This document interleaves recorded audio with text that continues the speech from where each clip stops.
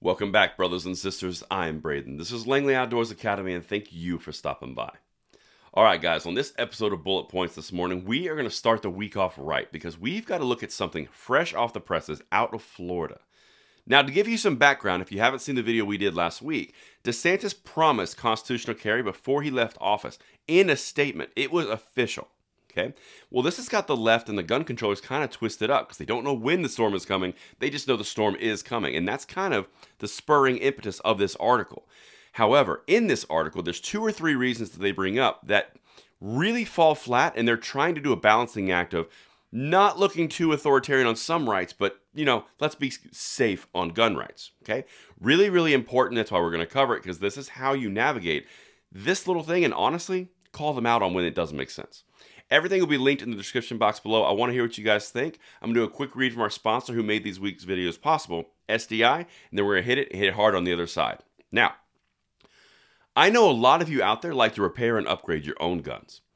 If you're looking for a way to take your hobby to the next level, Sonoran Desert Institute can help. The online programs at SDI cover armor courses, gunsmithing, ballistics, woodworking and finishes, shooting sports management, and more. Plus, tools and material are shipped to your door for hands-on practice. It's never been a better time to get the education you can actually use on the job. If you're interested, make sure you visit sdi.edu, which is in the description box below, conveniently for your link. And thank you so much to SDI to making these videos possible. All right, let's get this, because this article, this is a big one, right?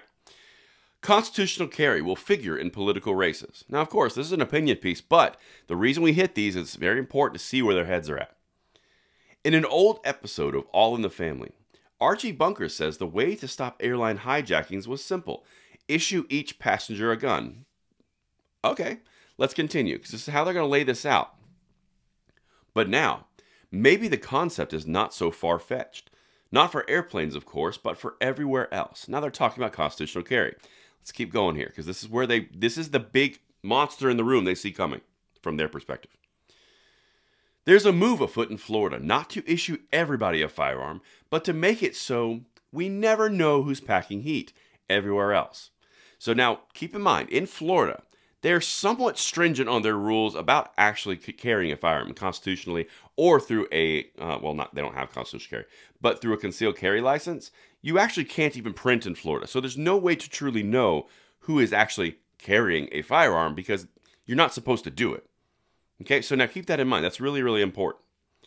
It's called constitutional carry, based on the idea that the Second Amendment says we have a right to keep and bear arms and does not say anything about permits, because a permitting system cedes power to the government around one of your rights. That's the whole point.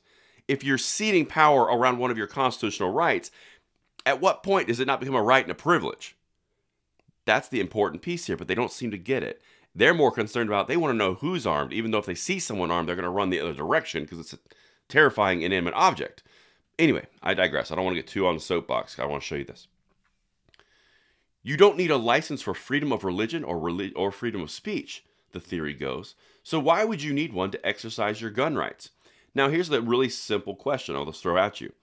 When do you need to have a permitting system to have freedom of speech? Now, I understand permitting of land and time for a protest. That's different.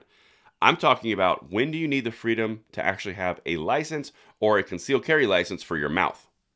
You can't. You don't. But that's my whole point. This author is not going down that road, because you see that's the juxtaposition. You have all these freedoms to freedom of speech. You can do whatever you want. You don't need a license. You don't need a permit from the government or permission. But if you want to go to your Second Amendment right, that constitutional one, yeah, you need to have a permitting system. Make sure we have red flag laws. Make sure we can take away all those rights, because we need to be perceived as safe. Really important distinction, because they don't stand together. But let's continue. Well, we can regulate other constitutional rights within reason. That's a subjective term. Free speech doesn't protect obscenity. Remind me of the last time someone got sued or their rights taken to say things because of obscenity. Libel, or telling your cult followers to violently besiege the U.S. Capitol. Okay, that was a plug for their side. You know what that one was. Anyway, but the point is, you don't see licenses. You don't see permitting systems for any other right except the Second Amendment. I wonder why that is, because according to the principles that this person is espousing, it doesn't make sense.